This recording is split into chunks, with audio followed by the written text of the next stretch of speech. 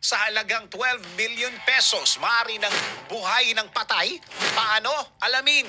Gusto mo bang mabuhay muli sa hinaharap? Sa halagang 1.2 million pesos hanggang 12 million pesos, may posibilidad na umanong buhayin ang isang patay sa pamamagitan ng siyensya.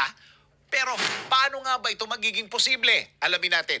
Kapag namatay ang isang tao, kadalasan itong inililibing. Ngunit kung nais mong dayain ang iyong kamatayan, kailangan mong magpalibing hindi sa lupa, kundi daw sa yelo. Ito ang cryopreservation, ang proseso ng paglalagay ng ulo o buong katawan sa loob ng malaking freezer sa pag-asang isang araw maaaring i-revive ang tao.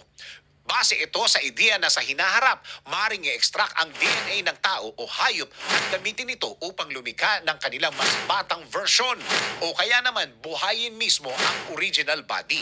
Upang sumailalim sa cryopreservation, aalisin ang dugo mula sa Immortality. Yes, posible po ang immortality or ang eternal life. Pero, hindi nyo po kailangang magbayad ng 12 million pesos or i-preserve ang katawan ninyo sa yelo. It's free. Libre.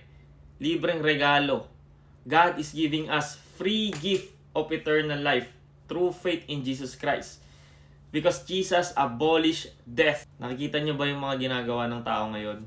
Sa sobrang takot nilang mamatay, they're trying to find their own way kung paano mabuhay ng matagal. At ito lang yung gusto kong tandaan mo ngayong araw. Kapag ang Panginoong Jesus ang hinanap mo, hindi lang matagal na buhay ang makakamtam mo, kundi walang hanggang buhay. Without pain, sorrow, tears in your eyes. Kasi ang mga tao, hinahan tayo ng kamatayan. Maraming nag-iisip sa atin, ano kaya mangyayari sa akin kapag namatay ako, saan ako mapupunta? Kasi sa ayaw man o sa gusto natin, darating ang araw na mamamatay talaga tayong lahat. And once we die, that's it. Hindi mo kayang i-resurrect yung sarili mo para itama yung mga bagay na ginawa mo nung nabubuhay ka pa. Kumbaga, wala nang second chance. Hebrews 9 verse 27, after death comes judgment. Kaya, yung mga tao ngayon, no, naghahanap sila ng way para gawin yung imposible na i-resurrect yung mga taong namatay na. Na tanging Diyos lang ang kayang gumawa nun. Si Jesus lang po ang namatay at muling nabuhay para bayaran ang mga kasalanan natin, para iligtas tayo. At kung tunay kang mananampalataya sa Kanya, you will have eternal life. Jesus died and rose from the dead para ipakita sa atin na one day, we will rise from the dead as well to be with Him for eternity. Ganun kahalaga ang resurrection ni Christ para sa faith nating mga Kristiyano. Sabi nga sa 1 Corinthians 15:14, no? And if Christ has not been raised, then all our preaching is useless and your faith is useless. Pero tanong, totoo nga bang namatay at muling nabuhay si Jesus? Kasi marami sa atin, di ba, blind faith lang. Kasi hindi nagdala ng oras para magsaliksik.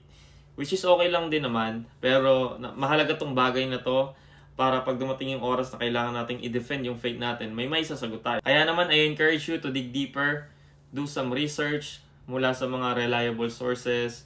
Pero bibigyan ko kayo ng dalawang undeniable proof of Jesus' resurrection. Una, yung nagpakita siya, He appeared sa more than 500 na katao. Ano na to resurrected Jesus na to yung muli na siyang nabuhay. Nagpakita siya sa more than 500 people. Actually, mababasa niyo po yan sa 1 Corinthians 15 verse 6. Bakit undeniable proof to? Imagine po, ganong kadami yung 500, more than 500 people na nakakita sa resurrected Jesus na. Kasi kung hindi totoo na nag-resurrect si Christ, ano yon? Yung 500 na yon ay nagsisinungaling lang, or baliw sila, they are crazy, or sabay-sabay silang nag-hallucinate. Hallucination lang yung nangyari na yon sa 500 katao, more than 500 people.